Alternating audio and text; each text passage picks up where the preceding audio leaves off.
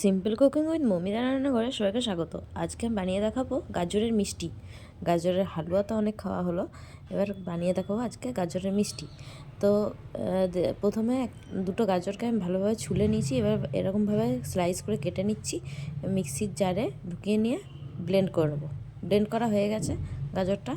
এরপর এটা একটা পাত্রে ঢেলে রাখছি পুরো গাজরটাকে। এরপর কড়াইয়ের মধ্যে কতগুলো এলাচ দিয়ে দেব,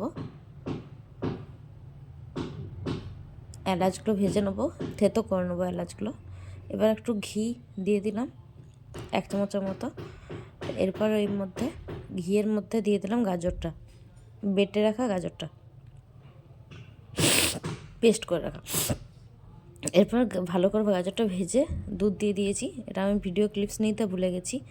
এরপর এর মধ্যে এলাচটা যেটা থেতো করে রেখেছিলাম সেটা দিয়ে দিলাম।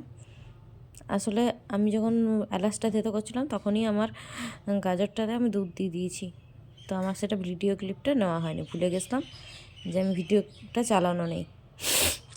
এরপর ভালোভাবে গাজরটা দুধটা ড্রাই করে নিয়ে আমি এর মধ্যে অ্যাড করে দেবো চিনি। এখানে আমি 1/2 কাপের মতো চিনি অ্যাড করেছি দুটো গাজরের জন্য।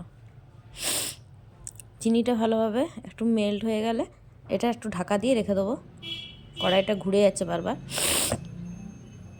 ঢাকা দিয়ে রেখে দেবো কিছুক্ষণ, গাজরটা চিনিটা ভালোভাবে মেল্ট হয়ে যাওয়ার জন্য। আর আমার ভিডিও রেসিপিগুলো যদি আপনাদের ভালো লেগে থাকে তো অবশ্যই লাইক, কমেন্ট আর শেয়ার করতে একদম ভুলবেন না। এবার দেখুন গাজরটা ভালোভাবে সেদ্ধ হয়ে গেছে। এরপর এর মধ্যে অ্যাড করে দেবো 1 প্যাকেট গুঁড়ো দুধ, আমুলের 10 টাকা দামের। এরপর ভালোভাবে এটা মিশিয়ে নেব। গুঁড়ো দুধটা আমাদের বাড়িতে সবসময় অ্যাভেলেবেল থাকে, তাই গুঁড়ো দুধটাই দিয়েছি আমি।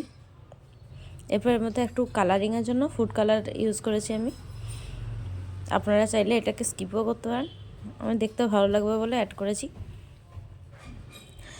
এরপর আবার ভালোভাবে মিশিয়ে নেব।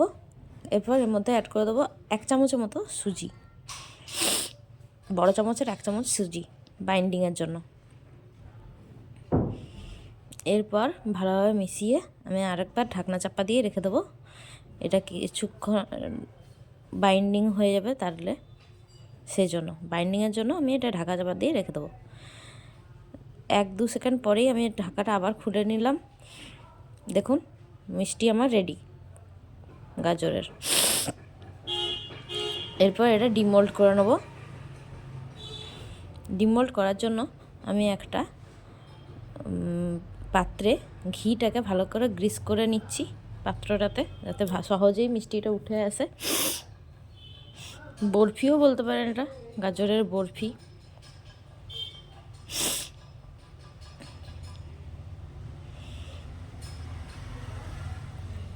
যেহেতু আজকে 22শে জানুয়ারি রাম মন্দিরের উদ্বোধন হচ্ছে, তো যদি মিষ্টি খেতে ইচ্ছে করে এরকমভাবে বাড়িতেই মিষ্টি বানিয়ে খেতে পারেন। সবার পক্ষে তো আমাদের সম্ভব নয় অযোধ্যা যে রাম মন্দিরের প্রসাদ খাওয়া, তো এরকমভাবে মিষ্টি বানিয়ে ঠাকুরের সামনে রেখে বাড়ির সবাইকে ঠাকুরের প্রসাদ হিসাবে, রাম মন্দিরের প্রসাদ হিসাবে সবাইকে দিতে পারেন। এবার আমি আমন্ড বাদাম দিয়ে একটু গার্নিশিং করে নিলাম, একটু কিশমিশ দিয়ে দিলাম ভালোভাবে পেস্ট করে, ব্যাস রেডি হয়ে গেল মিষ্টি।